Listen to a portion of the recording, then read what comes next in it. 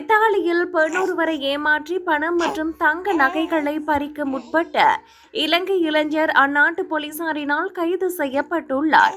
Milan நகரில் police அதிகாரி போல நடித்து வயோதிப பெண்ணிடம் மோசடியில் ஈடுபட முயன்ற 36 வயதுடைய இலங்கை இளைஞர் அந்நாட்டு போலீசாரினால் கைது செய்யப்பட்டார். கடந்த 17ஆம் தேதியன்று நடந்த இந்த சம்பவத்தில் குறித்த இளைஞன் தான் ஒரு போலீஸ் அதிகாரி என கூறி 75 வயது பெண்ணின் வீட்டிற்கு சென்றபோது அங்கு மறைந்திருந்த உண்மையான போலீசாரால் கைது செய்யப்பட்டுள்ளார்.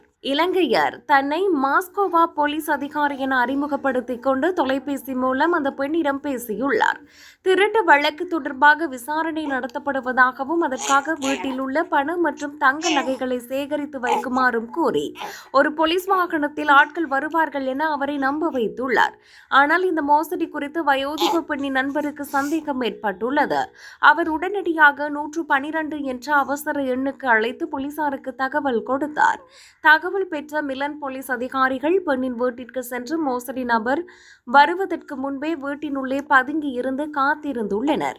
இந்த நேரத்தில் வயோதிப பெண்ணின் மற்றொரு நண்பர் அந்த மோசடியை கண்டறிந்துள்ளார். இலங்கையரிடம் வயோதிப பெண்ணின் மறைந்த கணவர் போல பேசி அவர் சொல்லும் அறிவுரைகளை கேட்டு அவரை திசை திருப்புவதில் ஈடுபட்டார்.